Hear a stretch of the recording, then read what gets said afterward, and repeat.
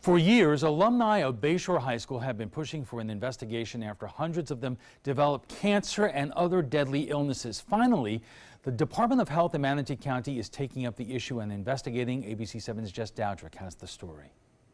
When I started looking into this possible cancer cluster, I had people reach out to me from all over the country who believe they are affected. They're suffering from everything from esophagus cancer to leukemia to autoimmune diseases. The problem is it hasn't been proven that these illnesses and diseases are linked to Bayshore High School, but that's what the health department is looking into now. Joshua Strong, a 2011 Bayshore High School graduate, now battling a rare form of Hodgkin's lymphoma. Mike Ackerman, class of 1984, diagnosed with lupus. Sherilyn Pimentel, a graduate of 2010, B, uterine cancer. They're just three faces of hundreds. Bayshore High School alumni are battling cancers all across the board.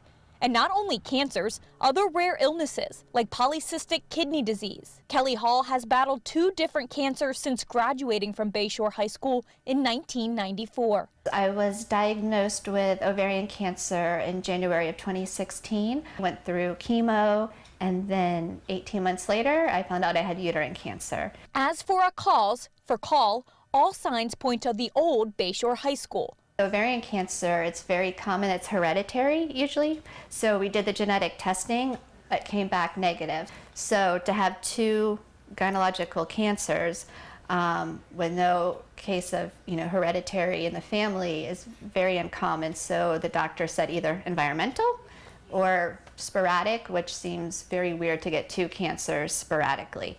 Then there's Kurtis Thompson, battling his 3rd different type of cancer since he graduated from Bayshore High in 1987. His father, James Thompson, never even considered a possible link to the school back then. The first time he came down with cancer was bladder cancer, and this was in '04. He was in Orlando at the time, and we just figured that this was, people get cancer. Kurtis beat bladder cancer. Then a few years later, he was diagnosed with leukemia. Kurtis fought it and beat that too. He was fine until recently. It was November that he came down with esophageal cancer. Cheryl Joza lost her sister to cancer and strongly believes Bayshore High School is the reason why.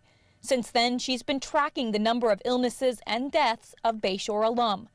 There are 492 known graduates with diseases and illnesses. There was a joint meeting between the Board of County Commissioners and the school board, and they asked that the Florida Department of Health in Manatee County get involved in a health study. Now the Department of Health is collecting information. What we're looking for people to do is report if they did have any sort of cancer or any sort of other disease that would come in. The problem now is finding these graduates, because now, decades later, they're living all over the country.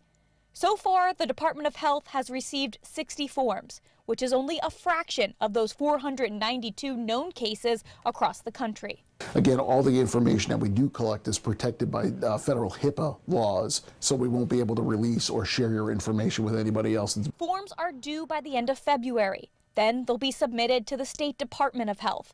And in 6 months, the department will make a determination. Is there a cancer cluster in Manatee County or not? But attorney Ron Chapman says proving that there's a cancer cluster revolving around Bayshore isn't easy. First, you need individuals that have like cancers. And cancers are very, very individualized. They'd have to prove that the number of individuals with that cancer is higher than what the area typically experiences. And then you have to isolate those particular cancers to a particular cause and then trace that cause directly back to Bayshore, either something from the building, something from a construction material, something that emanated from the ground, to the water, to some kind of contamination, and then argue that the contamination caused that specific type of cancer. Very, very difficult to do, but it's been done in many cases. Even if the department determines a cancer cluster, it'll still be hard to prove causation. And for people like James Thompson, it isn't about being compensated for what's happening to his son. It's about preventing the current Bayshore High School students from going through the same thing in years to come, as the new high school was built on the same property as the old one. What's happened in the past has happened in the past. You can't change that. but you can fix the future.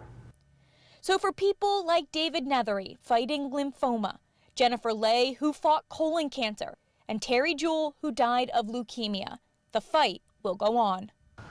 As far as what caused this possible cancer cluster, there are a lot of theories. One of them is that diesel fuel tanks buried underneath of the school leaked into the ground and the drinking water. However, a series of tests showed that there wasn't contamination in the soil or the water. But those who are suffering from these illnesses or lost loved ones say those tests were not done correctly and that someone needs to take a closer look. Jess Aldrich, ABC 7, your Suncoast News.